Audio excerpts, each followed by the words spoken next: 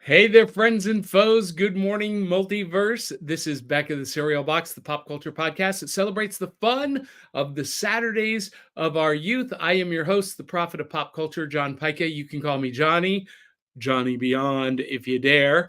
And I am coming to you from the brand new studios here at the Casa de Cool, the Houdini room, as it were. And this morning, we're going to be talking about the 1966 animated Marvel superheroes series, and we're going to do that right after this. Saturday morning, it's fun for all. Cartoons and cereal, let's have a ball. Comic books, kaiju, pro wrestling too. The fun is waiting for you. Back of the cereal box. Hey everybody, Chris Vaglou here from Song Swap Showdown. We are your weekly musical throwdown podcast. Each and every week, my co-host Amanda Sharp and I each swap 3 songs with each other that we may or may not have heard before, and then we rate those songs at a scale of 1 to 5 records, with 1 being a hard pass of a song and 5 being heavily music to our ears. The songs are chosen by spinning the wheel of themes at the end of every single episode. But today, I am here to let you know that your weekend is not complete unless you started off by watching Back of the Cereal Box with Johnny Beyond and the rest of the crew. Love you, Johnny. Keep up the amazing work and rock it. Thank you, Chris Vaglio and Song Swap Showdown. As he said, I am Johnny, the prophet of pop culture, Avengers comic books, Star Wars movies, and Saturday morning cartoons may be who I am today. And when I was a kid, sitting at the breakfast table on Saturday mornings with big bowls of cereal in my pajamas, we didn't have smartphones or tablets at the breakfast table. We were reading the back of the cereal box in between comic books, kaiju, kung fu movies, and cartoons. And this morning, I have the rest of the story, the rest of the Summer Fruity Pebbles. And joining me this morning is my co-host, your wife's favorite redhead, amazing cosplayer, the one, the only, Aubrey Cavett. Good morning, Aubrey. cereal boxers. Good morning, Johnny. How is everybody this morning? We're doing great. So everyone watching, you see that I am in a different studio, and I just realized that my light is not on. Hold on. Ta-da! Now everything's brighter. I'm going to tilt that back just a little bit. I've been so discombobulated this morning, Aubrey. I came in, the server, the Ethernet server, the wireless server was not working. My computer would not come on because I've got a brand new studio set up, and I was very, very frustrated, very flustered, and actually I like it without that light on. I like the light just coming in from the window in front of me. Looks a little bit softer, a little bit more natural. Anyway, so you have figured out how to zoom your camera. I love it. I love it. Now we're like the so same much size. Closer to everybody. I know, right? Usually I am like a tiny small head and you are right up there. And now I feel like I'm so close. Well, I feel like I'm here's how close you can be. Ta-da! Social anxiety triggered immediately. Fantastic. For anybody who is neurodivergent or neurospicy, you know how that felt right there. Ooh, well, close up. so Aubrey, we did an exchange last week. You gave me the rest of the Summer Fruity Pebbles. Mm-hmm. So that's what I have this morning. I'm so excited. I'm like over the moon. I've been waiting all week to dig into the rest of this box. What do you have in your bowl this morning? Oh, that's right. Okay, so since we're doing classics. Oh, yeah, I forgot to ask, what's in the bowl?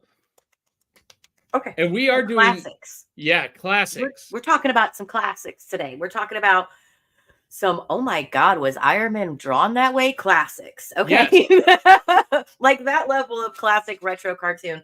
So, of course, I had to go with a classic. Just going to show the edge of it. Why am I just going to show the edge of it? It's Honey Nut Cheerios. Can the camera see this? Yeah. Okay. Here's the reason why I'm not going to show. Why I wasn't going to. Okay. Box. Look at we got some Okay, music stars. I have no idea who that is. Taking over our you should check out some K-pop music there.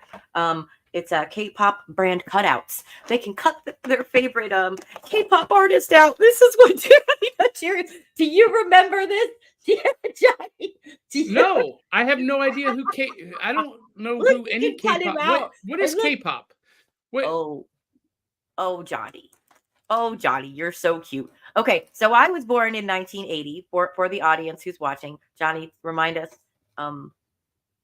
No, okay. When you were born? So it was earlier. So yes, I love K-pop. K-pop is Korean pop music. Okay. But it's a genre now. It's a genre all by itself. Have you heard of any K-pop bands? No. You should look up some K-pop bands. I'm not even going to put the. I'm not even going to know put what the. it is. Yeah, it's pop music. But it's think like Backstreet Boys, but a different style. Yeah, no, that's why Boy I bands. avoided it like the plague. Boy bands and girl bands. Yeah, no, Wow. I will take love a baby hard metal. pass on that. There's also a whole thing, a group called Baby Metal.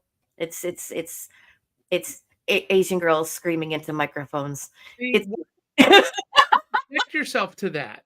It's amazing. Oh my God. I love it.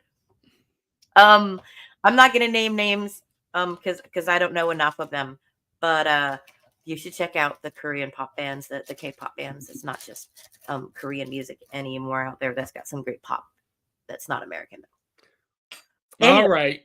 Well, so, classic, and then a classic is appreciating a new genre from a new so if you like K-pop, which if you're listening or watching and you like K-pop, check out Honey Nut Cheerios, which is a classic. Wait. Hold that up one more time. Hold it up to the camera. Okay. So who is that specific? I mean, something Tomorrow and Together, but who is that artist? Right there. That's his name. I'm not going to try to pronounce it. Taeyum? I'm not going to try to pronounce it, guys. Well, okay. Well, yeah, look it up. If I can't pronounce it, I'm not going to watch it. Come on. Tomorrow Together.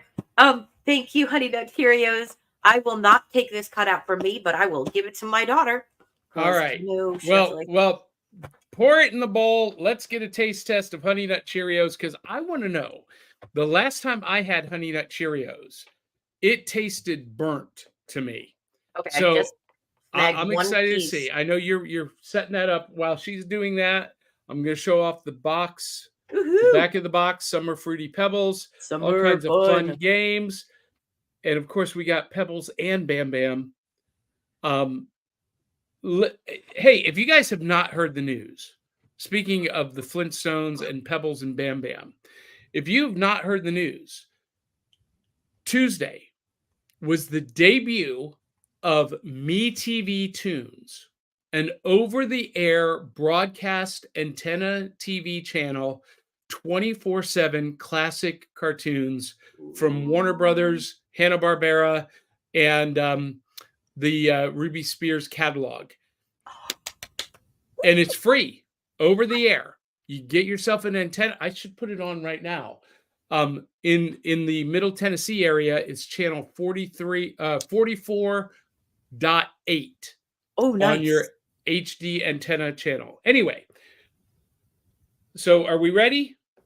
Oh, you got your Honey Nut Cheerios? Okay, so I did take one dry piece.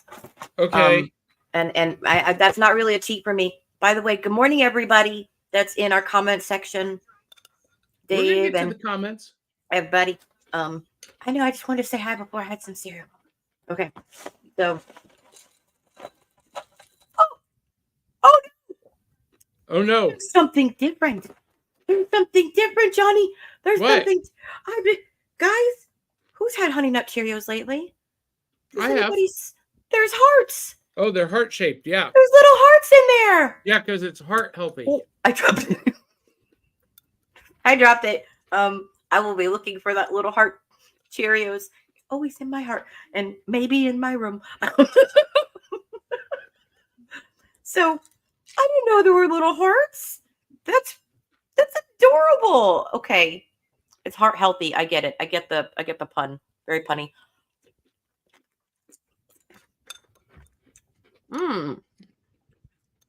Okay. Okay. I won't lie. I still love them. I was the kid who had these poured onto my tray, what was it, the little high chair, plastic tray that just poured on there. Go at it, right? I hope that's still a trend. I hope people still do that with their kids, because you should play with Cheerios. Some foods can be played with, and while I did drop one on the floor, and it's not the same thing as playing with it. I remember doing that, and the taste, Johnny. I wouldn't say it's burnt. I would say it's less sweet than I remember it, which I don't hate. I like that there's a baked taste to it. Yeah. See, the last time I had Honey Nut Cheerios, it tasted like burnt paper to me. Burnt cardboard. Mean old COVID. I had it just a couple months ago. I just don't like it. Did we have a bad batch go through the boxes, guys? You should send Johnny some more cereal. Tastes fine to me. Now, Dave Mattingly did give me a bag of the apple cinnamon Cheerios. That was delicious. But Honey Nut Cheerios just didn't do it to me. Speaking of Dave Mattingly and the rest of our audience, we're going to do some audience comments. This is brought to you by our Cereal Box Super Friends. You too can have your name in lights at patreon.com/cerealboxpodcast. And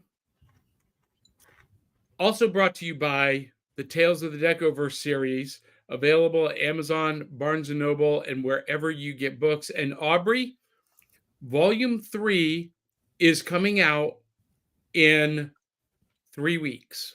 Ooh.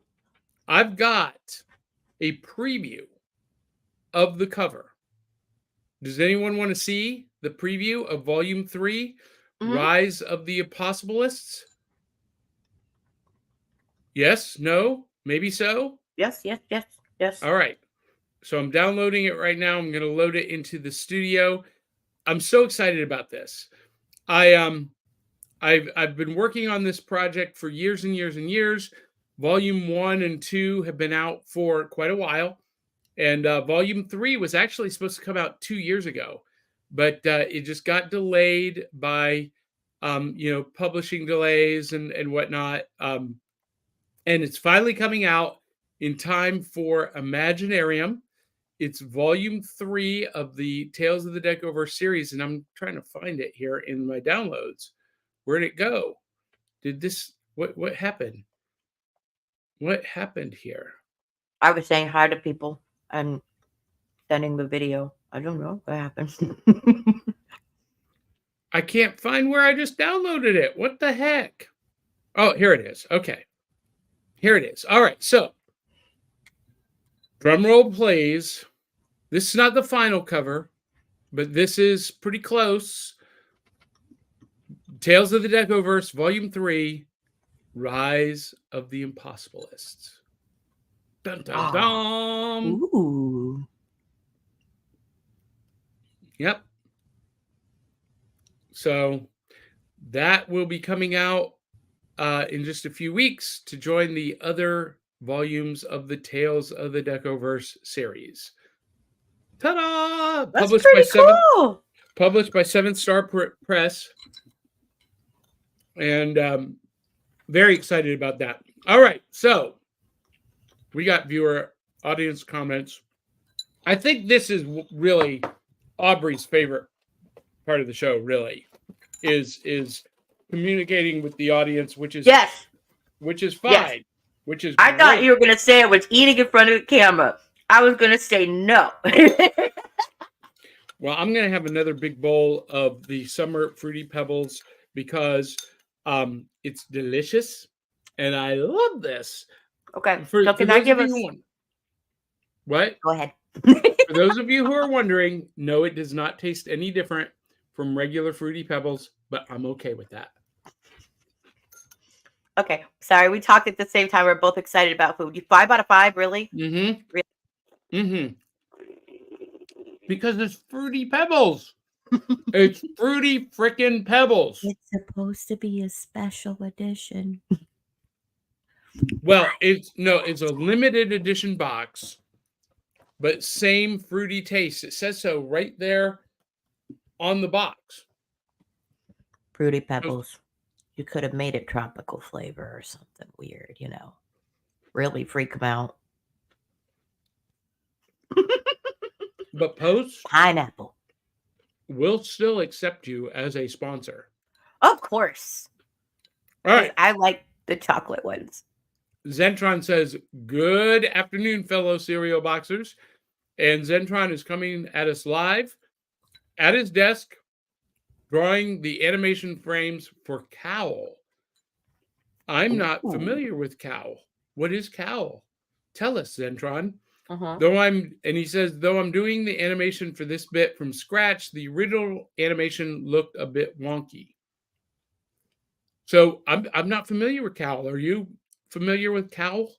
No. Aubrey? It might be We a just British got stars. Thing.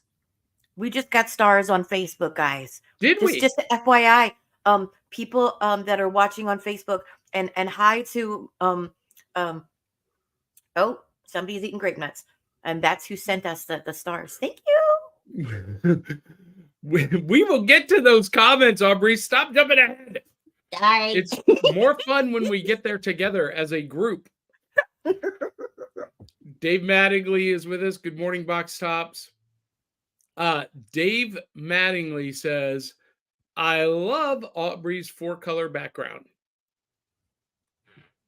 And Dave adds, Johnny and Aubrey are the special prizes in the cereal box of life. Isn't that sweet? And look who is joining us. It's one of my favorite people on the planet. Sandra Noel says, good morning, all. Just some low-key Cinnamon Life cereal this morning. Listen, Cinnamon Life cereal is one of my, if it's not in the top, it's not in the top 5, but it's like number 6. Okay. I like the regular one. I love the regular one too. I do too. Life cereal is legit.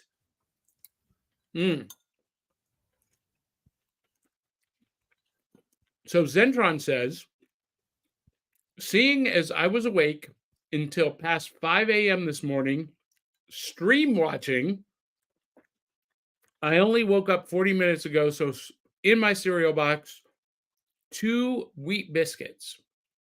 So biscuits. Aubrey, here in the U.S., we have mini wheats, but then there's also shredded wheat, which is the big ones that you have to break up. That's what they eat in the UK. I love how if you ask any Southerner that's never seen anything about England or British life, they think biscuits are like Southern biscuits. So when you say they eat biscuits for breakfast, like, oh, we do that too. No, their biscuits are different there. But shredded wheat. Hey, Zentron, I love a lot of British treats, and it has nothing to do with me being born there. But we do accept care packages. Yes, we do. We can be like mail pals. Sorry, I guess I need some water. One thing about Cheerios is it fills you up faster. Whew. Well, let's talk about care packages for just a minute. Mail, I love mail. I love getting mail. I love getting packages because I don't know, there's something about it from when I was a kid. It like affirms my existence. Oh. And it like really brings me affirmation.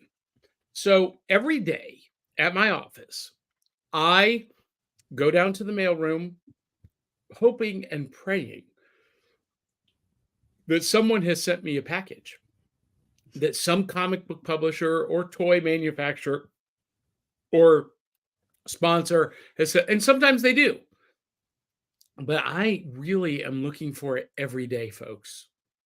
I need that male, not male M-A-L-E, but male M-A-I-L affirmation every day. Our address is on our Instagram.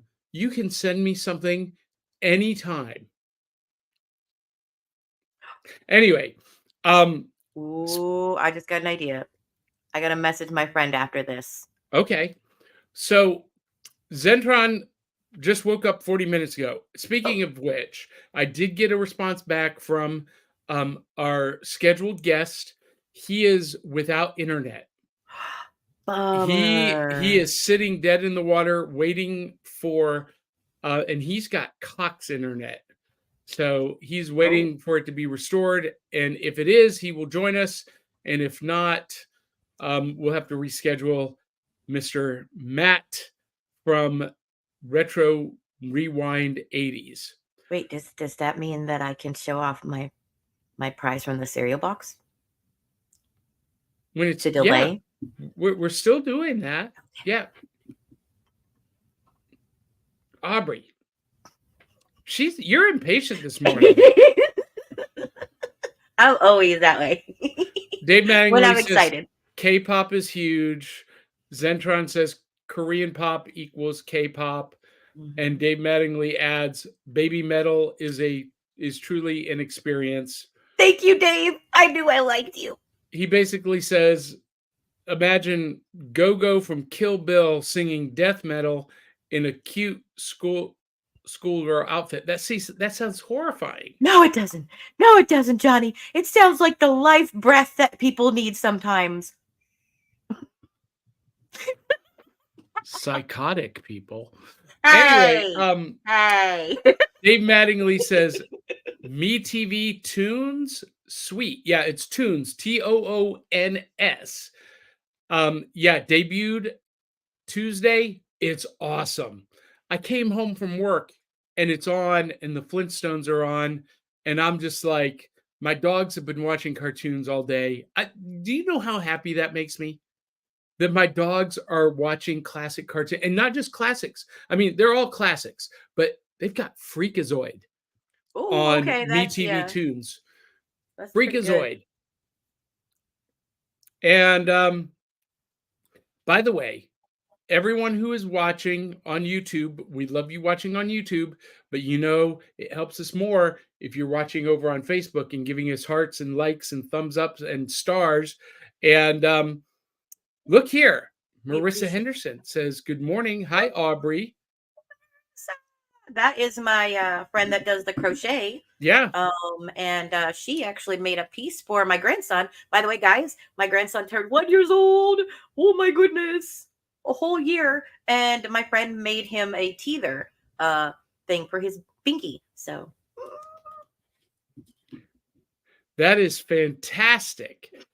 And Dave Mattingly says, I love the new peach mango Cheerios, but I know Johnny hates both flavors. Yes, I hate peach. I hate mango. But you know what? I'll tell you what, Dave, I'm going to make a deal with you. Imaginarium, I'm going to do the show live from Imaginarium. Aubrey's not going to be with me, but I will bring a box of peach mango Cheerios and try it live for the first time on air at Imaginarium. Since you'll be there, Dave, I'm hoping. And Sandra and when Noel is Imaginarium? It is a writers' conference that my publisher, 7 Star Press, hosts. So I'm going to be there doing entertainment and hosting a bunch of workshops. In particular, I'm going to be hosting a workshop for writers to teach them how to get booked as guests on podcasts like ours. Yeah. Sandra Noel says, hey, I have the first 2 tales. Wait, the first 2 tales Your of what? books? Oh, Tales from the Tales of the Decoverse. Yes. So now Volume 3 is coming out soon, so you'll need to get that one. And Sandra Noel says, watching the J-Lo movie, This Is Me Now, I'll say awesome visuals, obviously a weird ego premise, but hey, I love weird but visually beautiful. I'll have You to know check what? that I out. agree with that, Sandra. I do love visually beautiful, yet still weird. Oh, Zentron says Cowl from She-Ra. Okay. Oh. And Brad Parnell is here. He says, Bandmade is the way to go if you're looking for an all-girl Japanese metal band. Ooh, thank you Well, for the I'm suggestion, not. Brad. I'm not. I am. So Dave Mattingly says, Freakazoid was such a blast. Floyd the barber cuts his hair. And, ooh, Sandra Noel. She says, peach mango Cheerios. I have a peach Pepsi in my fridge. Ew. Why is okay? There's a strawberry Dr. Pepper. Has anybody tried that? No, I don't want to. I'm sorry. Some of those things I'm not. Oh, thank you. David Welch, who is Zentron, says watching on Facebook is awkward, but hey, if it helps. Is it awkward? I feel like it's a little smoother on YouTube. So just FYI, Facebook.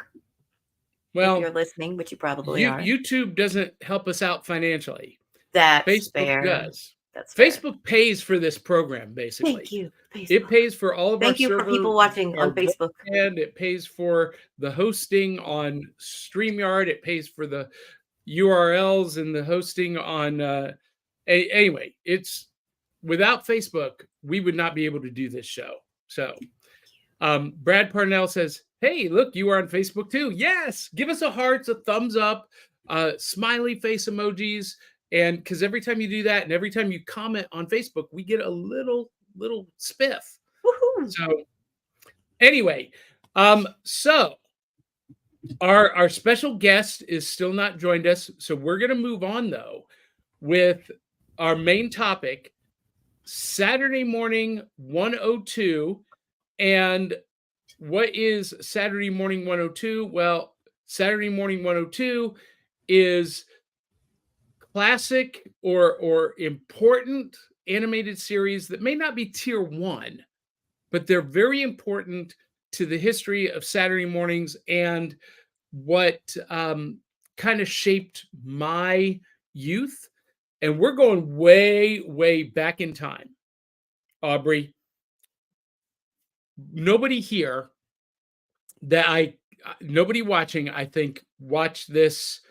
Well, maybe Brad Parnell, but I don't think anybody else here would have seen this when it was actually airing every Saturday morning. And hey, Brad, did you see this when it was airing? We're talking. Look at those guys. Marvel superheroes animated series from 1966. Now, Tale of the tape. Marvel Superheroes was an American animated television series starring the 5 comic book superheroes from Marvel Comics. It is the first TV series based on Marvel characters. It debuted in syndication on U.S. television in 1966. It was produced by Grand Tray Lawrence Animation, headed by Grant Simmons, Ray Patterson, and Robert Lawrence. It was an umbrella series of 5 segments each, approximately 7 minutes long. It was broadcast on local TV stations that aired the show at different times. The series ran initially as a half-hour program made up of 3 7-minute segments of a single superhero. And then it was separated by a short description of one of the other 4 heroes. It has also been broadcast as a mixture of various heroes in a half-hour time slot and as individual segments, as filler, or within other children's TV programs. The segments were Captain America, The Incredible Hulk, Iron Man, The Mighty Thor, and Submariner. Only 65 episodes of the 3 7-minute chapters were produced for a total of 195 segments that ran initially from September to December 1966. A very short-lived series. Okay, so if you've seen this, I know. I'm sorry, Johnny. Come on. Tell me how many different... I want to know how many different artists worked on this. Because Iron Man, Well, Iron I'll Man's tell you. body, and then Submariner, some of his body parts changed, and his skin color. So yeah, Well- can we talk about the artist? Well, so here's the deal. The show was produced by photocopying the comics. Oh, And then okay, that and makes then- so much more sense now. yeah, the artwork was directly from the comic panels, the comic series. And then they were just moved slightly or had their mouths move to provide animation, and everything else is zoom in, zoom out, static images for the most part. But it's the original art of Jack Kirby, Steve Ditko, Don Heck, and it was awful, but it was beautiful at the same time. And here's the deal, Aubrey. 1964 is the debut of the Fantastic Four, the Avengers, and the X-Men. This series is hitting airwaves only 2 years into Marvel Comics publishing history. Okay. And the only material they have to use is the original comics and the artwork from the comics. And so that's why it, the actual technique is called xerography. Ooh. And it consisted of photocopied images taken directly from the comics and manipulated to minimize the need for animation production. Because all we want you to do is move your eyeballs and your mouth. Yeah. But we got some of the best theme songs ever, like When Yes. Captain America throws his mighty shield, all evil who opposes his shield must yield. I love that. So we had Captain America, we had Iron Man, we had the Hulk, Yes. the ever-loving Hulk, Hulk, Thor, A doctor. and Doctor. He was a doctor. yeah, Dr. Donald Blake. That's original to the comic series. Mm. He would transform by, tapping his walking stick on the ground, and it would turn into Mjolnir. And then, of course, Prince Namor, the Submariner. Oh, so sexy. They call him erotic or something like that in his introduction. Like they were spicy with it. They called him a what? In his intro. It was very spicy. They mentioned, like, I'm not positive, but it was definitely 3 words that they described him in his intro episode, and I wish I had written it down. I was so shocked. I laughed for like a half hour. They really emphasize the fact that he's cute. Well, so, slang in the 60s was very different from slang today.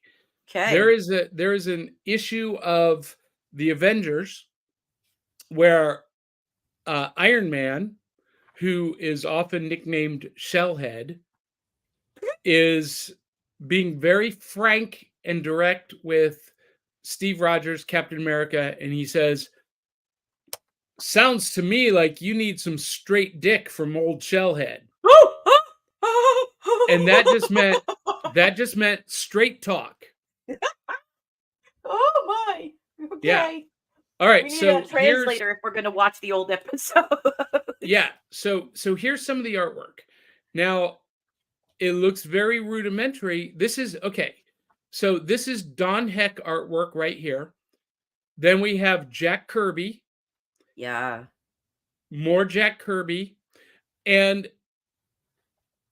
I don't know if this was Jack Kirby or Don Heck.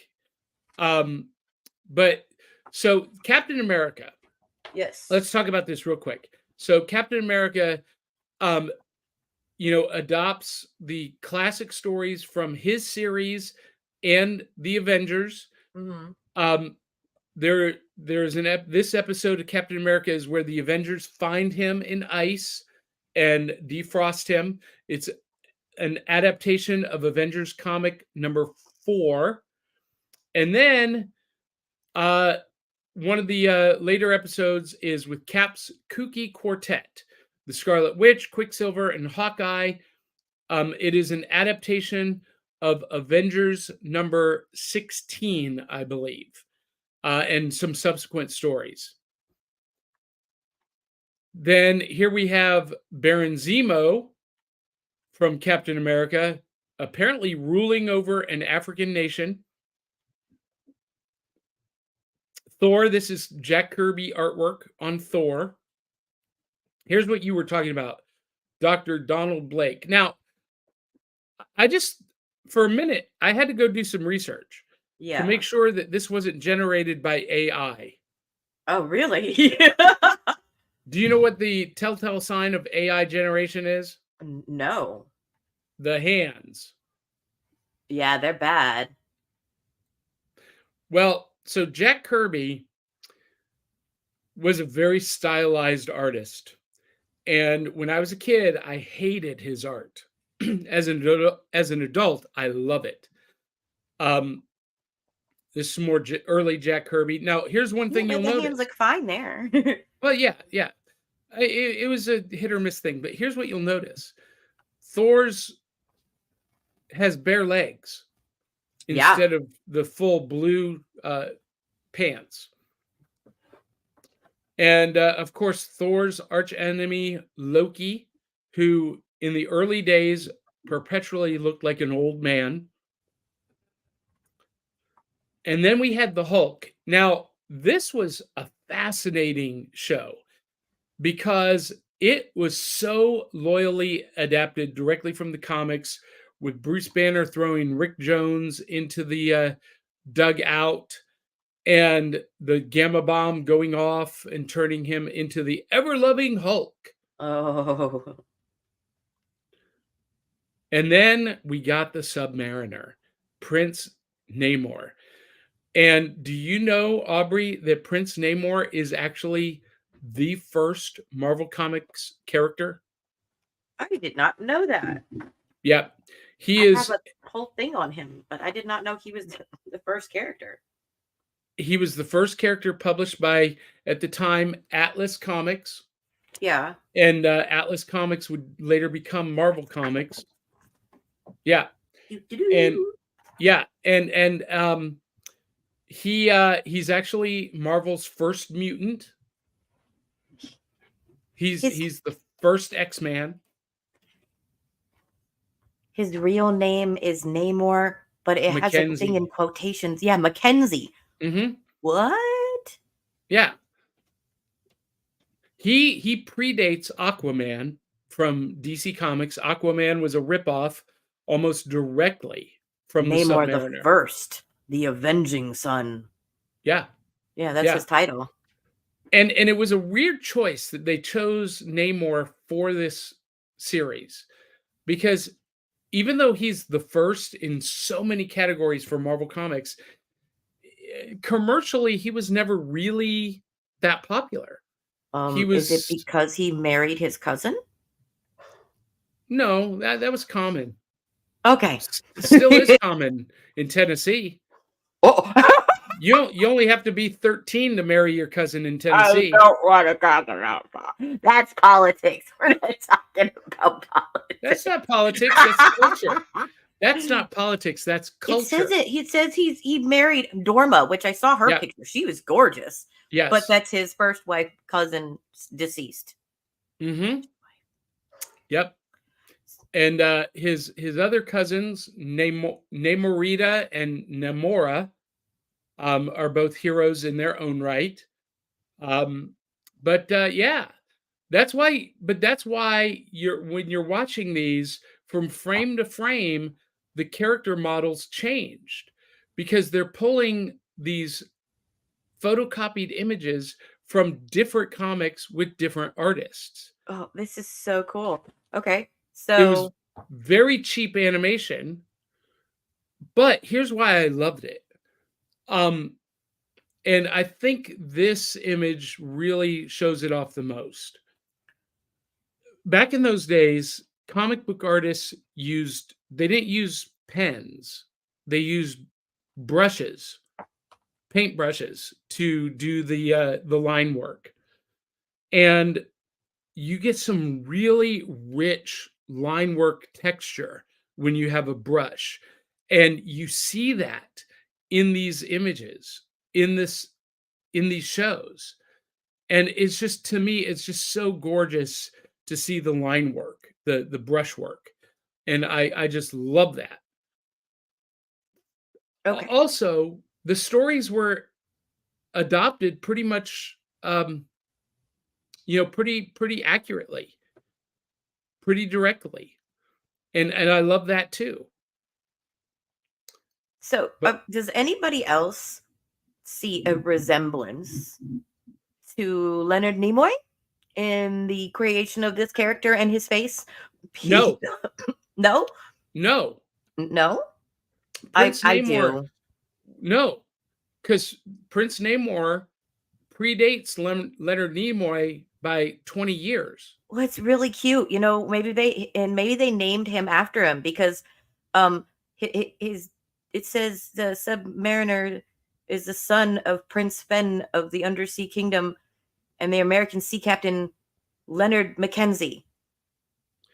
Well, I'm just no. like, Namor is his name. His dad's name is Leonard. I'm just No, Aubrey, because the Namor was created during World War II. so what I'm saying is how did that happen? That's really cool. It's coincidence. It's a really great coincidence. He looks like him and his dad's name is Leonard and he's Namor, not Leonard Nimoy. This is, oh my goodness, guys. Just, I'm sorry. I'm a Spock fan. And yeah, so everything else he did. Spock in Star Trek would come out in the 60s. I know. But Spock was probably inspired by the Submariner. Oh, well, I mean, it helps that he looks like him when he arches his eyebrows. Yeah. Well, I never made that connection until now, but based on the timeline, Spock would have been inspired by the Submariner, not the other way around. Well, I figured, but the fact that it's just really cool. Like, he wasn't even him yet, but this guy was kind of him a little bit. I guess, yeah. It's really neat. It's like him in fiction. You look in a comic one day and you're like, I can do that with my eyebrows. That's the start funny. of his career. Oh man. So Aubrey, so many comments. We're gonna get to the comments. Here's the thing about this series. I know you didn't see it until probably this week, right? Did you even know that this is was very a thing? correct. I have never, ever, ever, ever seen most of these unless somebody was using it in a spoof kind of funny way. That's the only time I've ever seen these. So, well, so how many did you watch? Because I sent you a link to a 6-hour marathon. I watched like 4.5 hours is like in little jaunts throughout my week as I was getting ready for my grandson's birthday. So, and I mean, what was your overall opinion? Your overall impression? My overall impression is that for the time it was genius. And for now, you should have a translator, check with Google, don't get offended. There's some comments in there that it's like, oh, he just said that. Oh my. Okay. When Cap gets resurrected, and he's like, well, ladies look just as pretty, but I don't understand these clothes they're wearing. I'm like, oh my God. Well, and there was Iron Man's outfit goes from amazing, Buckethead to stealthy and sexy to Buckethead, and back and forth like that. I think for the time, it was what was amazing. And looking back on it, if you're a classic fan, you should watch them through because it's not that much to watch, and they are worth it. There's some funny moments with Hulk. Oh my gosh. He's sassy pants. He's so sassy pants. Originally he was not a mindless brute. He was relatively intelligent, more of a smart aleck, tough guy. He's like, I'm gonna throw this little man, and he throws him. I don't even care who you are. I'm just gonna throw you. So the panel that I just put up is another artist named Herb Trimpe. They used some of his artwork. Herb Trimpe was the co-creator of Wolverine, and he was a classic Incredible Hulk artist. Oh my God. Oh my gosh. I know we have so much to talk about, but please can we get to the audience? I want to talk to them, but I can't talk to them and keep going. Like, there's so many funny comments that's going on right now. All right. So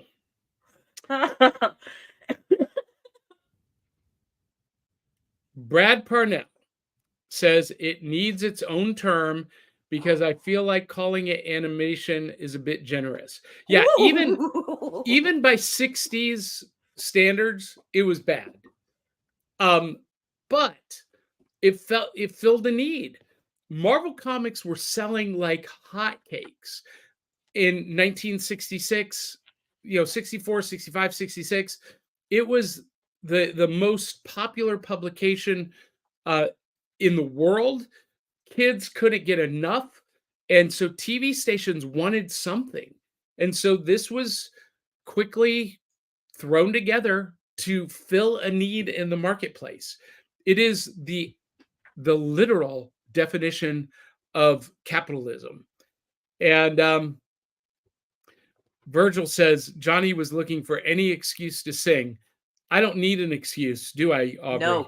No, don't start him. What? Once it starts. Virgil Tibbs says that's not a real Iron Man panel. That solid dick was a joke. I have a copy of it. Avengers number, I think, 57. But anyway, Bridget Ann Mitchell says, yes, the hands are very disproportionate. Carlin Stewart says, morning. Good morning. Oh, Virgil Tibbs reminds me it was Timely, not Atlas. So it started as Timely, then it became Atlas in the 50s, and then it became Marvel. Thank you for correcting me, Virgil. Okay. I always forget that it was Timely before it was Atlas.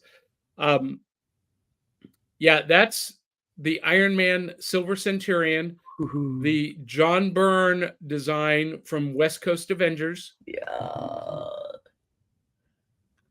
Yep, so that was mid 80s. And Bridget Ann Mitchell said, I did not know he, speaking of Namor, was the first mutant. Very cool. And Sandra Noel says, didn't they bring in Natasha? No. I don't remember ever seeing Black. Now, not in the episodes we watched. In the 6-hour marathon we watched, there was no Natasha, no Black Widow. The only two female... No. Black Widow was in there. That's not true. She was a bad guy. Oh, yeah, she started as a bad guy. She was a bad guy. Okay. Natasha was in there. Her accent was showing in one of them, so they knew she was the bad guy. She would pretend to be somebody else. But yeah, okay, Natasha was in there. Quite sexy. Very, very vampy in her outfit. Yes. Which also was probably a direct inspiration from Black Canary over at DC Comics. So let me hold up the Captain America again real quick, because there's some panels here. Yeah, so all of that artwork is Mike Zeck.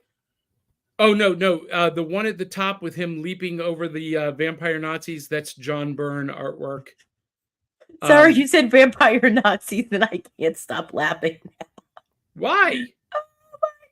The Phantom, the Space Phantom. That's why. The Space Phantom. That's just a vampire on the Space Phantom. I love the Space Phantom. He's one of my favorite villains. Okay. Stop jumping into people's. This is not body snatchers. Okay, stop jumping into people's bodies and sending them other places.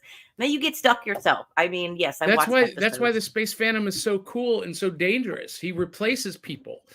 And how could they not tell each other wasn't each other?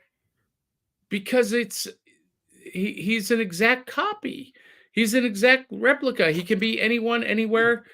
The Space Phantoms are related to the Skrulls in that regard. But when the Space Phantoms take your place, they send you to like this limbo dimension. I love that. So I want to finish my thought on like Sandra's. Shaggy. Thanks. So yes, Sandra, and answering to your question again, Natasha was in there and she was seducing, just whispering. Well, and then so they would can we do talk what she about wanted. that? The only main female characters in this entire show, well, I mean, we had background characters Wasp. like Betty Ross and Jane Foster, but the Wasp, and we had Scarlet Witch, but you'll remember the Wasp was very true to her comic book origins. Mm-hmm. She was a little flirt. Oh my gosh, she was. Yeah. She was like, oh, look at how tasty Captain America is. And she was all over Thor all the time. She was a saucy pants, that one. She's like, oh, I wish he held me like he holds his hammer. He's not wrong. Johnny's not wrong. She was like, isn't he such a great big man? Yeah. But Scarlet Witch was very much a milquetoast. She was not the Wanda that we know from the MCU today. She was not the powerful hex wielder. She was like, ooh. Oh, my brother's running away. I have to go with him. Cry. Well, you know what? All sides of femininity and masculinity are important. Well, and then in that episode that I'm talking about with Cap's Avengers, they were fighting against the Enchantress and Power Man. Power Man would later go on to become Wonder Man. Or not Wonder Man, Atlas. The character Atlas, the growing giant man Atlas, started off as Power Man. And what was funny about that was every time he talked to the Enchantress, he was like, hey, beautiful, I'll do anything you want. Hey, baby, you're so pretty. What do you want me to do? Hey, honey, it was very, very male chauvinist. Ooh. I mean, if that's how he gets their attention. Hey, sweet ass. Whoop. Hey, sugar tits. Anyway, Brad Parnell says, this series had the very first animated, if you want to call it that, appearance of the X-Men. It came from a Fantastic Four comic. And of course, the Fantastic Four don't appear in the cartoon since Hanna-Barbera was working on that show, which came out a year later. That's absolutely correct. Also, you'll notice that Spider-Man was not a part of the assemblage. And that's because there was a solo Spider-Man series being worked on that was going to debut another year later in 1967. And Virgil Tibbs says Namor was a replacement for Spider-Man, who got his own show, what I just was talking about. And I'm laughing with the comments. I'm keeping it up. I just can't help it. Well, don't get too far ahead. Wait, Bridget Ann Mitchell says, Johnny imitating two voices is killing me. I know, right, Bridget? It's sugar tits. You said that on air. Listen, some of the voice acting choices on this show were very sketch. Like Kraven the Hunter. Oh my God, Kraven! He's my favorite and Marvel. the chameleon. Yeah, Kraven and the Chameleon. Now, Kraven is my favorite Marvel villain. He's, Sergei, Russian. He's supposed to be Russian hunter, but they gave him a Brooklyn gangster accent. Hey, there's something wrong with that Iron Man. How can he survive like that? I was like, that's not what.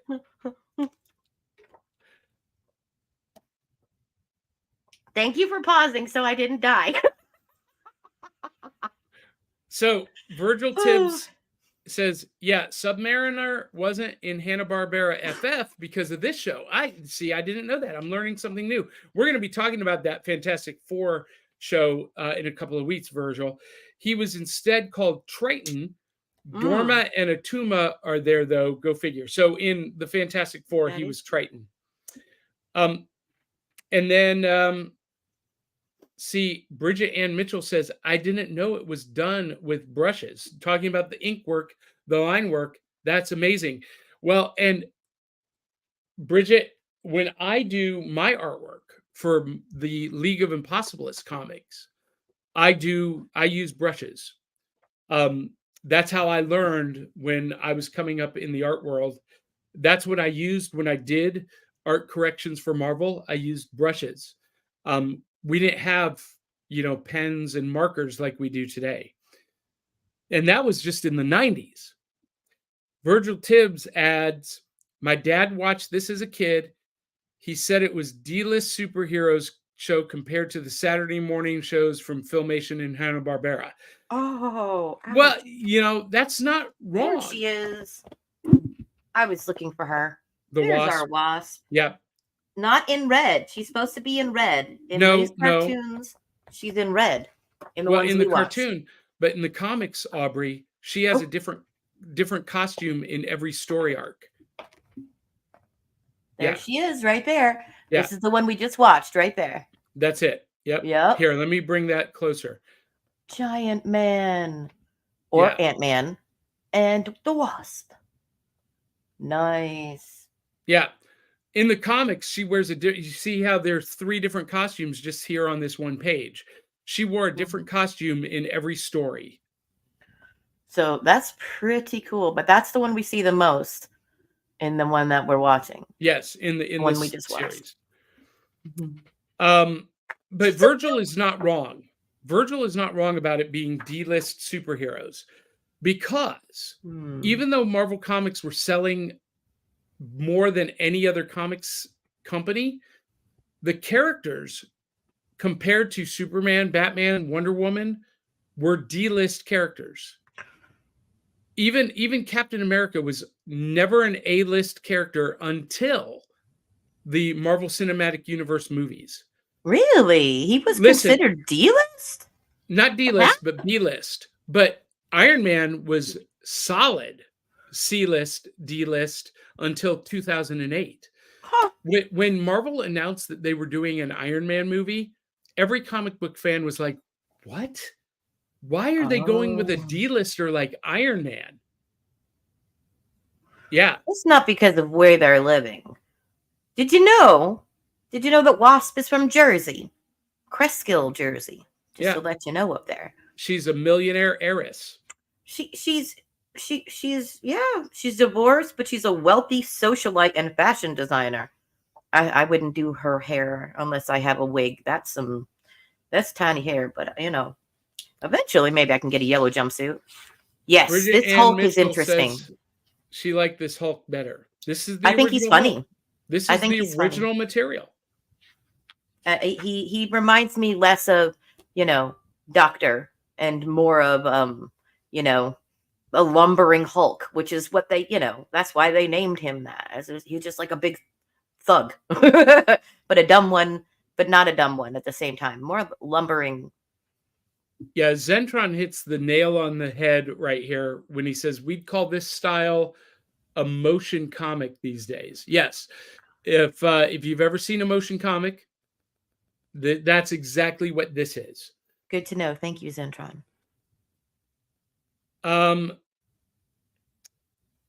And Virgil Tibbs says about Black Widow. Yes, she was in Iron Man as a Russian spy. That's right. Yeah. She started as a villain.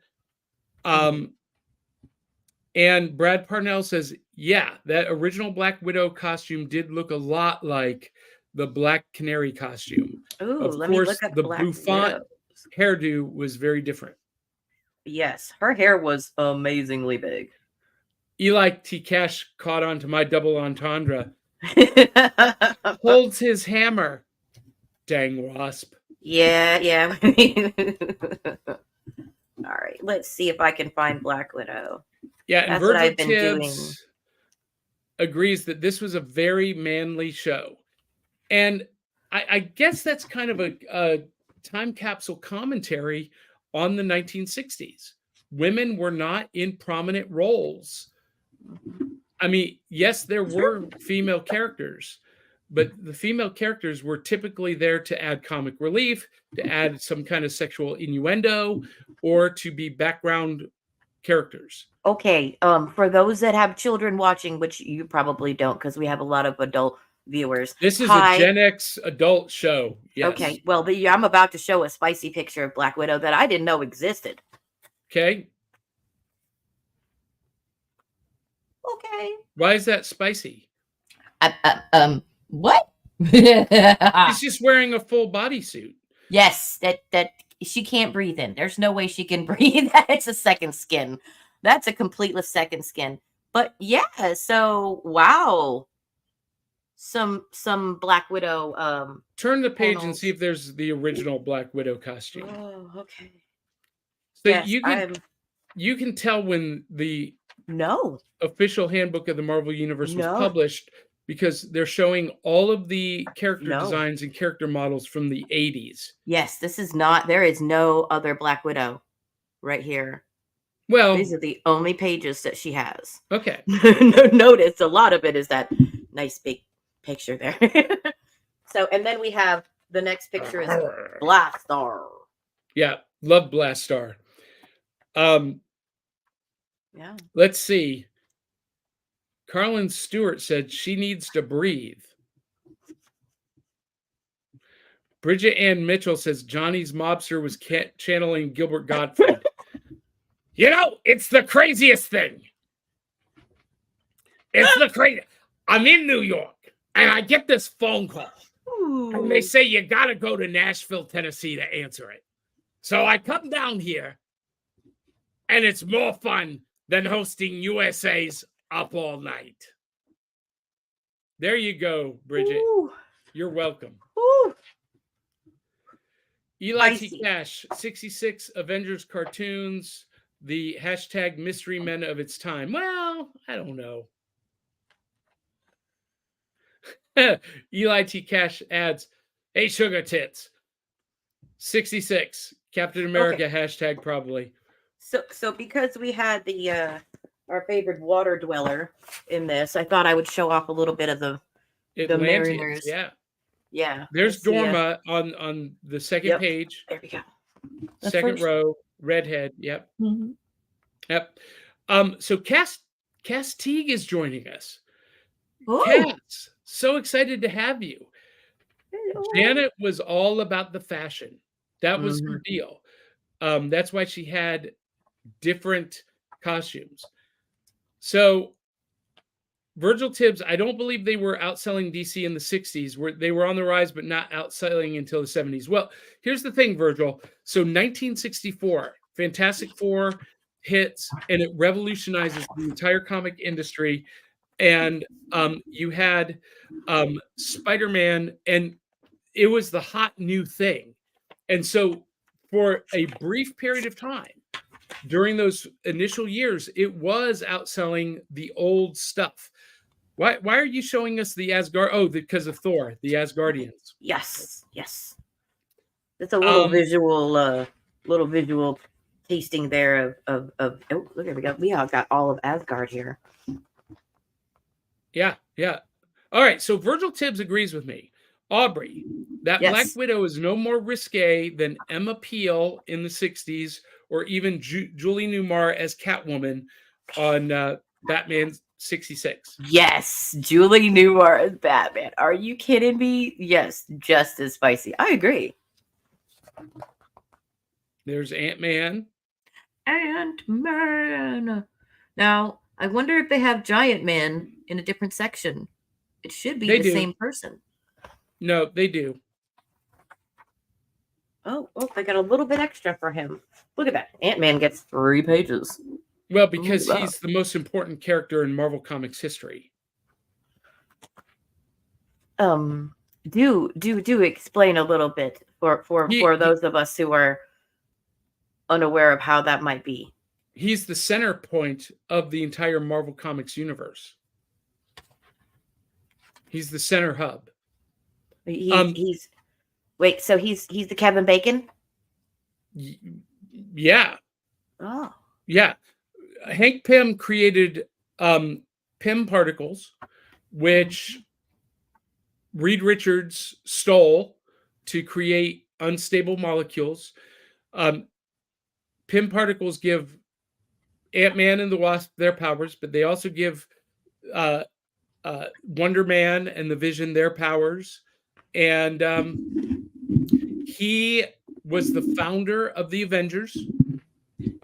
He is the one who first assembled the Avengers in the comics, and encouraged them to stay together as a group. And his girlfriend at the time, the Wasp, is the one that gave them their name. She's the one we can be called the Avengers. But without Ant-Man, there would be no Avengers. Ant-Man also built Avengers. Huh? Avengers. Speaking of the Avengers. Yeah. And Ant-Man also built Ultron, which Sandra or Eli T. Cash comments.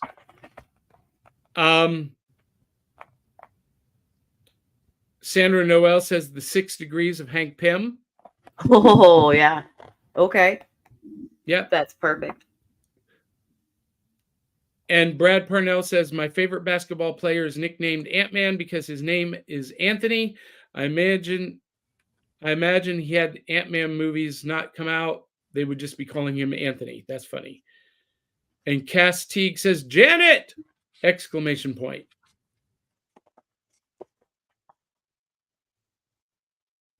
So Aubrey is getting into showing off the Avengers headquarters in different forms. They've had the mansion, they've had Hydra Base, they've had the California West Coast Avengers compound, they've had Avengers Tower, they've had their latest base was the body of a dead sentry robot, and now they're on the Impossible City. So, Virgil, this is absolutely not true. Amazing. Virgil says Hank Pym also bitch slapped his wife. That's not true. He is painted as an abuser, but there was one panel where Hank Pym was being controlled by Ultron that he lashed out and swung behind him and did hit Janet across the face. He had a mental breakdown one time, and he's labeled, and it was an accident, and he acknowledges that it's an accident. He immediately turns and says, oh my God, Janet, I'm so sorry. I didn't mean to do that. And he's painted as a wife abuser. So unfair. So Ant-Man, Scott Edward Lang, former burglar? Wait a second. What? Aubrey. So that version of Ant-Man is the MCU version of Ant-Man. There have been 2 Ant-Mans. Well, there's been more than that. There's been 4. The current Ant-Man is Scott Lang. Mm-hmm. Scott Lang took over for Hank Pym. Hank Pym became Giant Man, Goliath, Yellow Jacket. Hank Pym stole the Ant-Man technology, the helmet, the costume, and the Pym particles. He was a thief. He was a burglar. Yeah. Okay, I did not know that.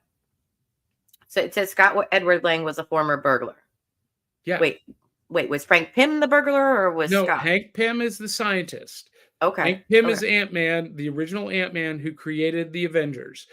And Brad Parnell says Ant-Man actually came out before the superhero phase of Marvel really kicked off. He appeared in Tales to Astonish number 27 in January of 1962. This is what I'm saying. Hank Pym is the most important character to Marvel Comics history. So then I need to look up Giant Man, because that's probably where he's under. Right? No, Ooh. not necessarily. Because he was Ant-Man first. There's Ant-Man 1, Ant-Man 2. That's so cool. I'm learning so much about these characters that I did not know before. I thought I knew Captain America and Thor, and honestly, I did not know enough about Ant-Man. I really did not. If all you've ever seen is the MCU movies, you don't know anything. See, and now we know. And knowing is knowing that you don't know is a good part of it. So Virgil Tibbs says that was a bitch slap, Johnny. He threw her across the room by accident. That was not premeditated. It was not on purpose. It was an accident, and he acknowledged it, and he immediately apologized for it. But he did said Ike Turner applauded. OJ said it was his favorite scene from a comic. Oh, Pretty good. Ouch. Oh. That was pretty good. That was pretty good. So I hate it that Matt from Retro Rewind 80s is not able to be with us because he has no internet. Hopefully we can get him rescheduled to talk about some of these earlier projects. But, you know, I have a love-hate relationship with this series. Oh, I love it because it's adapted directly from the comics. The artwork is directly from the comics. Classic Kirby, Ditko, Heck, Trimpe art. I love that. And I love that the stories are, you know, authentic to the source material, but I hate that the animation is so horrible. I can watch it because the stories are so good. They're the original stories, but I have a hard time watching it because of the animation. Now, Aubrey, I mentioned earlier that you weren't aware of the show before this week. mm-hmm. Now, I was born in 1970, so this show had been long off the air, but I was familiar with it around maybe 74 or 75. Not because I saw it on TV, and we didn't have the internet back then. This is going to be a deep cut, way back to the past. There's going to be one or two people watching our show that remember this toy. I saw Namor the Submariner on this. Wow. This is Pocket Flicks from Ideal. Pocket Flicks was a handheld film reel viewer. These cartridges were actually film reels. And you put them in the Pocket Flicks and you press the button on the handle and it would play the movie. And they had a whole bunch of them. They had Laverne and Shirley, Star Trek, Huckleberry Hound, The Flintstones, Heckle and Jekyll, King Kong. And, you know, they were these pocket film reels that you put in the viewer and you watched. Oh my gosh, those are so cool. Look at this. The Submariner. I had this Submariner Pocket Flicks film reel. I had it. I had Spider-Man. I had a Flintstones. And I had a Mickey, Donald, and Goofy Boo Brothers cassette. These were awesome. However, the film would get tangled and get caught up, and the whole thing would lock up. So Fisher Price came out with the same thing, but in a different form. Most of our fans remember this with the big long cartridges that and you could turn it backwards and forward, but the original was Pocket Flicks. And I first saw Namor the Submariner on Pocket Flicks when I was maybe 4 or 5 years old. And I watched it until the film broke. It got locked up and it broke. But that's the first time I saw the Marvel superheroes animated series. And then later on channel 43 UAB in Cleveland, Ohio, Superhost would play these shorts in between Godzilla movies and Three Stooges. So I got to see them in syndication. Anyway. Now, I was told I might still be able to find the original Ant-Man, but it looks like I found Dorma, though, guys. I mean, this is what I was talking about. Look at that lady. Whew! I thought about doing her, but then I saw how much blue I'd have to put on my skin, and I don't have that red outfit. That's fantastic. Zentron says, Cass Teague, hold on. Wait, hold on.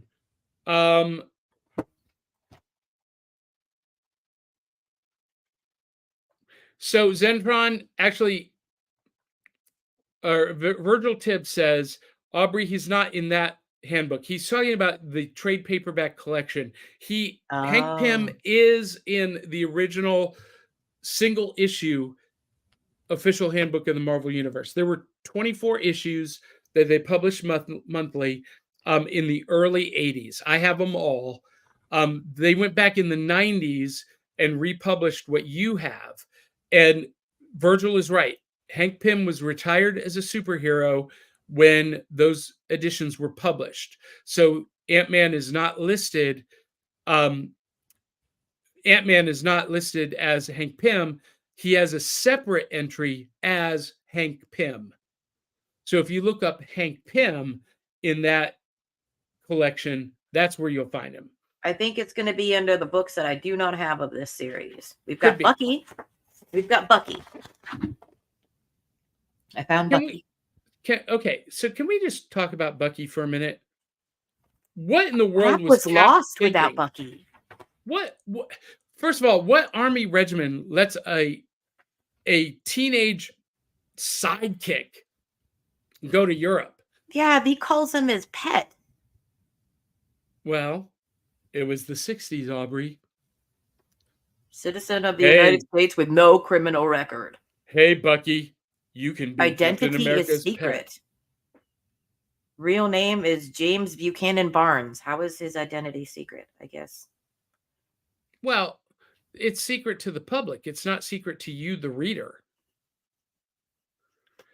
Partner of Captain America, member of the Invaders and Kid Commandos. Yep. Anybody remember Kid Commandos? Yep. Oh. Yep. Okay. I sure do. Cass Teague. Hey, Cass Teague has a comment here. Yeah. So, Aubrey, Cass Teague says about Hank Pym accidentally hitting Janet Van Dyne. He says, and then he got the Jonathan Majors treatment. Zentron says Ant-Man is mostly considered a Z-list character now, though. No, I don't think so. He is the most important character in the Marvel Universe. Yep, well, I'm not finding Frank Pym, so it must be in some of the books that I don't have yet. Henry, Hank Pym. No, I'm not finding a Henry either. Carlin Stewart says Carlin the Old remembers pocket film reels. Oh. And Virgil Tibbs says these cartoons were on VHS in the 80s and staples in all of the rental stores. I used to rent them all the time. And Virgil, you're right. I'd forgotten that they did come out with a complete DVD box set. You can get these all on DVD as well. And Virgil says, me and Zentron are the unofficial third and fourth hosts. That's right. That's the purpose of this chat. Well, yes. And if you are a Patreon community member, you could actually come on camera with us. You've got the link. So if you're not a subscriber on Patreon, maybe consider doing that at patreon.com/serialboxpodcast. All right, Aubrey, I think we've ground this subject into the ground. So now, I know. What's that? So can we do prizes? Yes. Yay! This is all Aubrey wants to do. Prizes from the cereal box, aka new loot. Okay. Go So ahead. holler out to Yojo Depot over in Hohenwald, because I found this, what I've been looking through, what my brain has been down here, like my ADHD is like, yeah, I'm hyper focused. Hi, I'm still here.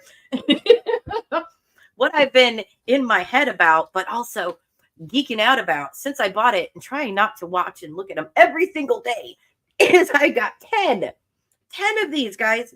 Like, yes. And if you want to know what it is, let me grab the first one. Well, you've been showing it the whole episode. I know. I'm going to take the little thing. Official Handbook of Marvel Universe. Look at how pretty that is. See? Cap. On the cover. Come on. Okay. Yes, I know it's from my era and not probably the first one, because it doesn't have the first Ant-Man. So I hate these are reprints of the original monthly series. By the way, let me see if I can name all of the characters on the cover. Okay. So we've got Cannonball, Captain Marvel, Monica Rambeau, the Angel. We've got Boomerang, Captain America, Binary, the Beetle, Black Knight, Black Panther, Abomination, Black Widow, Black Cat, Captain Britain, and the Blob. And this is there one somebody down here else behind the Blob? Go the other direction. Yeah. So the one near your finger is Black Widow that you were just talking about. This one right here is Black Widow. Yep. There I got them all right. Yeah. Woohoo! There's just so much. Okay, so when you just turned that around, you just showed on the back is the original covers of the official handbook of the Marvel Universe. Artwork was drawn by John Byrne, inks by Joe Rubenstein, and they all connect. They're connecting covers, the original single issues. And if you connect all 24 issues, it creates this huge, giant mural. Unfortunately, I will never make that because I don't think I have the courage to cut these out. Well, no. I'm talking about the original single issues. So you opened them up. That was the front and back cover, and all 24 of them connected. Yeah. Oh, I see what you mean. Oh, wow. Yeah. And we should see if anybody's ever done that. I bet somebody's done that. Sure they did. But that was not even the original handbook. That was the second volume of the official handbook. So there's the first. Let's go one by one. That's the first one. There's two. Mm-hmm. Okay. And then we got three. Now here's the sad part. Here's the sad thing about these, Aubrey. The gentleman who put the official handbook of the Marvel Universe together. Yeah, that's Howard the Duck. Was a guy named Mark Grunwald. Mark Grunwald was a senior editor at Marvel and Marvel's historian. He put this entire series together, but he passed away about 10 years ago. And nobody has picked up the ball and updated any of the official handbook since he died. No, somebody's got to get on this. Looks like somebody's got a job to do. Yeah. Oh man, if only that was my job. And look, you have to be a historian. You have to know every jot and tittle of the comics history. And that's why nobody has picked it up. But when I was a kid in the 80s and the first volume of this was coming out, oh my gosh, this was mind-blowing to have a comprehensive resource of character histories, powers, strength levels, their origins, background. It was fantastic. Okay, this one's got a little bit of damage on it because they are older. Got a little bit of damage near the wasp there. Yeah, these came out in the 90s. Very cool, though. Okay, so now the great part about the last ones is they've got Book of the Dead. Yep. So this is the... Yeah, these are the deceased heroes. Book of the Dead. Look at that. And at the time, Wonder Man, Bucky, Emma Frost, Wolfsbane. Actually, wait, keep that up. Keep that up. The only character on that cover that is still dead, there are two. The original Baron Zemo, the original Black Knight, and Airwalker, the Herald to Galactus. All of the rest of those characters have been resurrected since this was published. Okay. And pretty much the same thing here. Yeah, all of those characters back, resurrected. And then we've got the last one. Which is the last one? I only have 10. So if anybody has the rest of them, I was informed this morning that there are more of these. Well, wait. Well, hold on. So you've got 10, and they're 2 issues each. So you've got 20. And I remember there being 24 in the original run. So you might actually have them all. Well, that would be cool. Somebody let me know if you know if these are the only ones, because this is the last one. But yes, but maybe not. But maybe not, because you don't have Hank Pym Ant-Man. In the original editions, there were 2 entries: Ant-Man 1, Ant-Man 2. So anyway, thank you very much, Yojo Depot, for having amazing finds, and we're supposed to be going to see them sometime. I don't know when, sometime, but hasn't been set up yet. All right, so my prize from the cereal box, and for those of you wondering, when we were kids, when I was a kid, we were sitting down eating the cereal, and then we were reaching into the box to pull out the toy, the prize, the record, the poster, the book, whatever was in it. And along those lines, this is a record, the Jetsons' first family on the moon. This was published in 1977. Oh my gosh, I'm so jealous. And I've not listened to it yet. I don't know if it's stories or songs or both, but it is a 12-inch vinyl record. I've got my record player right over here. I'm going to play it later today. I got this just yesterday at a brand new record shop that opened up in my building at Taylor Art Collective, and it was $7. I could not resist. So I have a collection of records, and I am so jelly right now. Ta-da! Do you have a record player? I have not that works at this moment because I'm selling the one I have. I have a crank record player for sale. Do you want a working record player? Oh, I would take a working newer record player. Yes, if someone has one that they are not using. Yeah, I guess. I would love that. I have a Mary Poppins album that I would like to play eventually. Cass Teague asks, 100 Taylor in Nashville? Yes, that's where my office is, Cass. And Carlin Stewart says a Jetsons album. Wow. Yeah, very cool. All right, so Corey Flood. I'm so glad Corey Flood added this. He's joining us and talking about those connecting covers, Aubrey. He says Mr. Fantastic's arm went all the way from the end to the end. I gotta see now. And grabbed the wrecker's crowbar. Yeah, it was pretty awesome. That's cool. Now I'm gonna be looking for it. Brad Parnell says, yes, I had that record, but it was from the 60s. Yours must be a reissue. Yeah, it says on here, copyright 1977 CBS. So it tells a wonderful story about how the Jetsons became the first family on the moon with the actors from the show Love that is okay. Well, I can't wait to play that then. That'll be exciting. And it's in pristine condition. Pristine. I found it. Oh, here we go. Look, ready? Yep. There's his arm. He's grabbing it. He found it. There's his arm grabbing it. Yep. Nice call.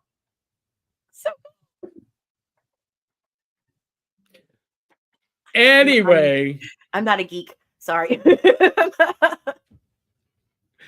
Well, that is it for us this morning. We need to head out. I've got a big day, little road trip planned with the family today. What do What's you have everybody going doing on? for the 4th? Nothing. What? Staying home.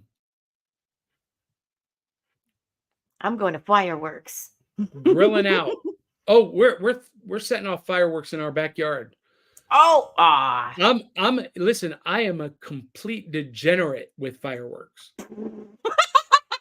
you know that person in your neighborhood that is shooting off fireworks and freaking out your dogs? That's me. But you have the dogs that are going to freak out. Oh yeah, no, I know.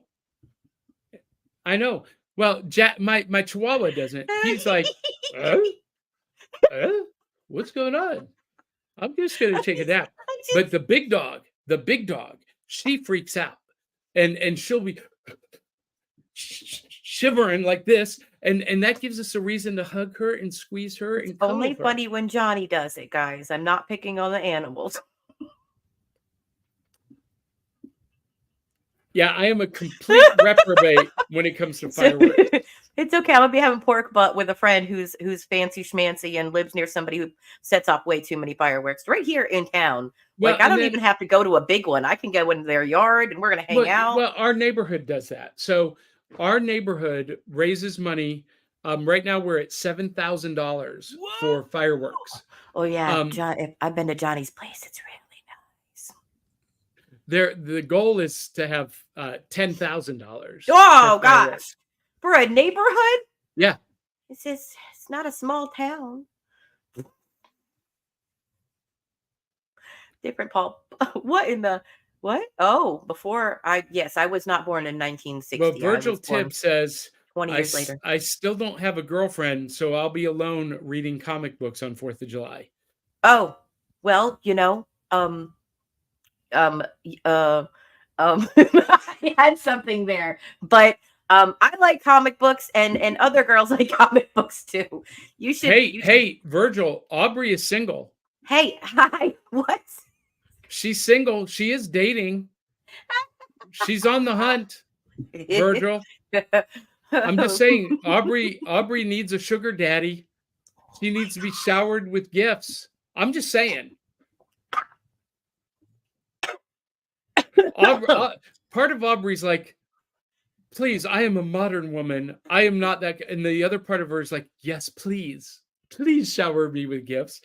There's a duality in Aubrey. I was born in the 80s. We don't associate ourselves with any norms. Cass Teague says, before you were born in the 1960s, Jim Steranko took over Nick Fury, Agent of S.H.I.E.L.D., and created so much weirdness, including a scene that took 4 pages, so you had to buy 2 copies of the comic book to see it. Stan Lee hated it at first, then realized, oh, that'll double our sales. Ooh, smarty McKins over there. Ooh. Mm-hmm. I'm not gonna lie. I bought 2 different things of She-Hulk just because it lined the pictures up on the inside. So Virgil Tibbs, and you're not wrong, Virgil, says, I don't know if I could trust a girl around my comics and action figures. You can trust Aubrey. Aubrey's not going to make you sell them and get rid of them. I don't like even opening the containers. I did. I've opened some of them, but I don't like them. I have a couple of unopened on display in the back. So I don't open every single one. Most of them. Captain America is open. Sam I like your Wilson. She-Hulk.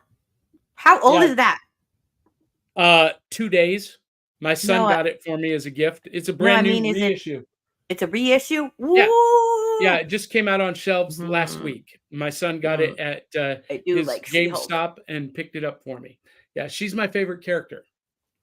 I don't have enough height or muscles to ever cosplay her, but I just want to find a cosplayer that I can hang off her arm. Please. We'll talk. Anyway, we got to go. Everyone follow Aubrey at Miss Kindred Ivy on Instagram. She's the Instagram queen, loves Instagram. I'm on Facebook, but you can follow me at johnnybeyond.com. Yeah, and Virgil says the new She-Hulk figure that just came out is awesome, and that's what I have right there. It is awesome. It's the best She-Hulk figure they've ever done, and I have all of them. This one is epic. Anyway, follow me at johnnybeyond.com, and you can find me on your social media platform of choice. If you'd like what we do, become a patron at patreon.com/cerealboxpodcast. That's patreon.com/cerealboxpodcast. $1 a month gets you access to early releases, to exclusives, and at $2 a month or more, you get to join us on camera every Saturday morning, like a call-in show, and at our VIP level, you get to host your own show. I'm just saying, you guys take advantage of it while you can, because we're trying to convince Johnny to up that price. So do it now. Yeah. And July 10th will be our next VIP podcast episode with Dennis Posey. And we're going to be talking about the gummy bears. Disney's The Gummy Bears. I didn't watch it. No. Virgil, I am not going to post that comment, but the answer is yeah, probably. Oh. Yeah. Zentron says, I still have a MySpace account. So do I. Oh my gosh, I never deleted mine. They say Do you know, Aubrey, that the videos that I posted on MySpace back in the day still have higher view counts than anywhere else? Higher than YouTube, Facebook, then Vimeo. Yes, people outside the US are still using MySpace. It's still big. Oh no. So wait, my account's just sitting there being looked at? Yeah. Oh boy. I better go look at that. I don't even know what I posted then. I was almost 200 pounds heavier than I am now. Well, there's a great record there. No, yeah. Documentation. Somebody help me delete it. No, do it before and after. Show where you were, where you are. That's inspiration for someone out there, Aubrey. Johnny, I was the first kid from my family on AOL. That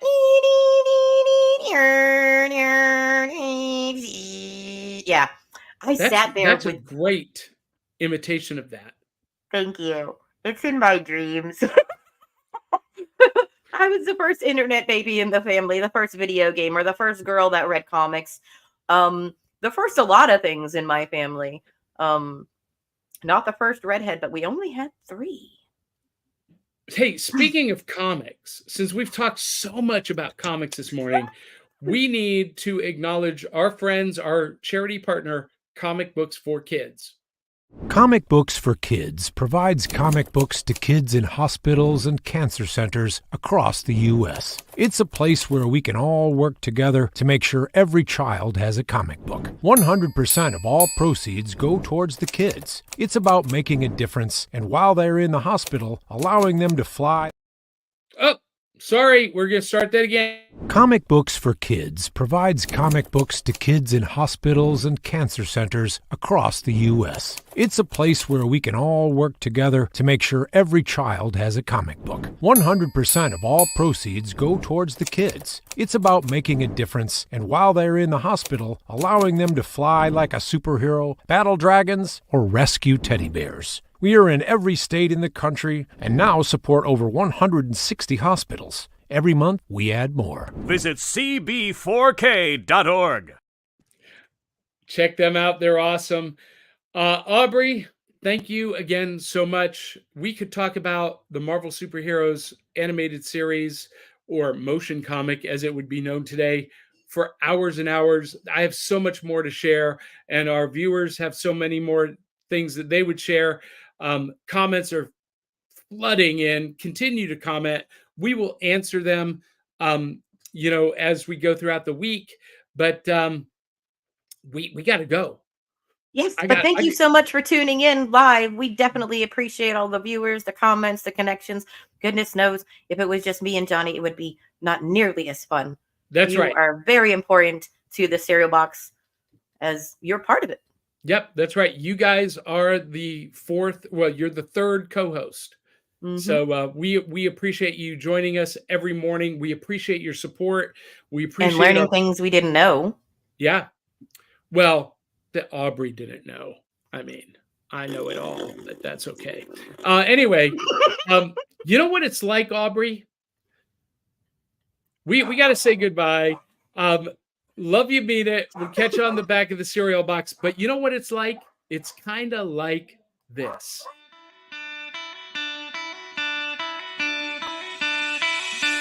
It's like Coca-Cola.